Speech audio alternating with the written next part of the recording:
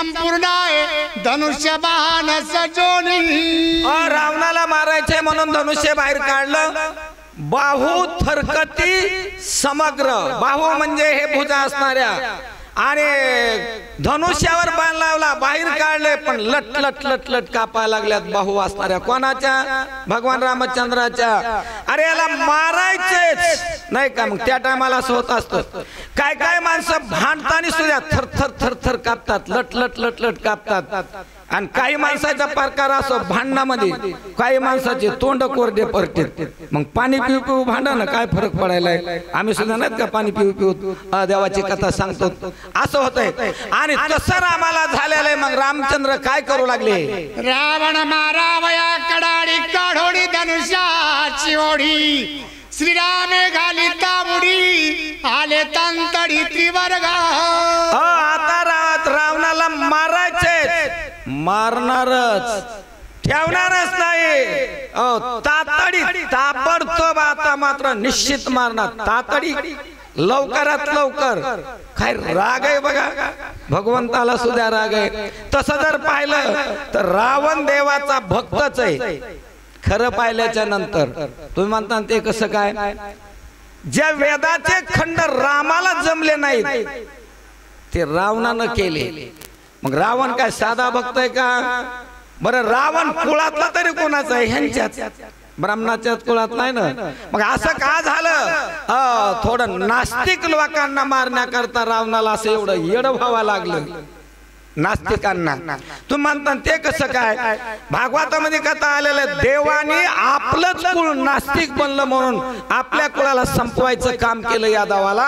ही अशी भानगड आहे। असं कडकडीत भगवान रामचंद्र रावणाला मारायचा विचार करू लागले। सुग्रीव विभीषण हनुमंत तिघे जण त्रिगुणात निभावूनिया कोप केला शांत, सभा स्वस्त बैसाली।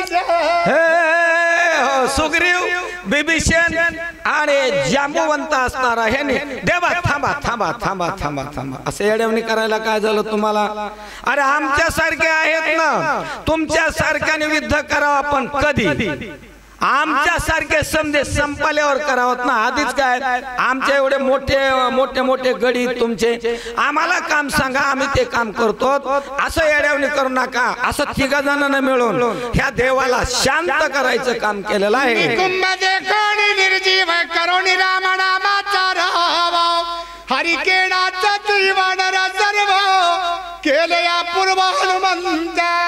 निकुंभाला निर्जीव करायचं काम केले हनुमंताने, आणि हनुमानजीला सुद्धा हरके आनंद मावेनसा झाला। तो आनंद परमानंदापेक्षा जास्त झाला म्हणून मावेनसा झाला। कोणाला?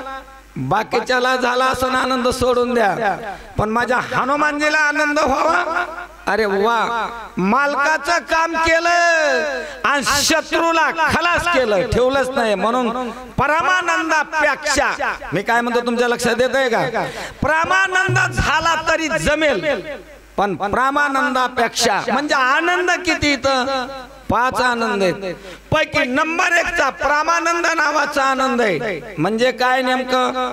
तो झाल्यावर तो संपतच नाहीये तो आनंद, आणि मग त्याच्याही पेक्षा आनंद झालाय कोणाला?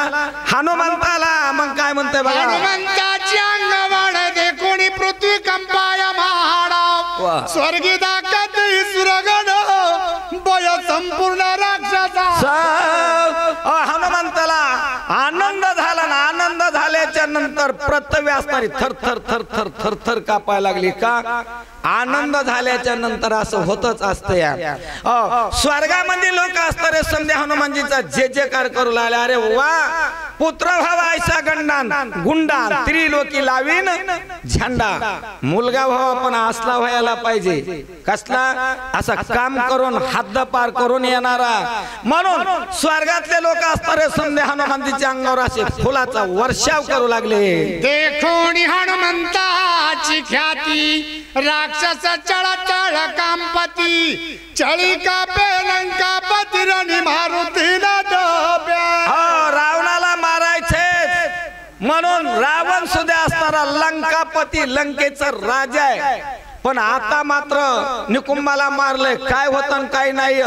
चल चल थर थर थर थर थर थर कापायला लागला रावण. बाकीचे लोक समजे थर कापायला लागले. घाबरगुंडा झाली त्यांची सर्वांची. बाप रे, आता मात्र काय होत आणि काही नाही. आणि हनुमानजी सुद्धा खवळलाय, राम सुद्धा खवळलेले, असं समजायला घाबरगुंडा झालेले आहे. विजयाच्या निज गजरी वानर गर्जती नामे करी, नाम कोंदले चराचरी, दश दिशा मादारी हरिनाम. समजे असणारे रामा ह्या गजर ह्यानी सुरू केला ना भगवंताच्या नावाचा. मोठ्या मोठ्याने गजराला सुरुवात केली आणि ते गजर ह्यानी ऐकलेला आहे. ऐकल्याच्या नंतर हे असं लटकाप सुटलाय त्यांचा. थर थर थर थर कापू लागले. कारण यांचं पुढील वाचक झालेला आहे आणि तो आनंद महाराज बडे आणि सूचक झालेला आहे. बडे दादा.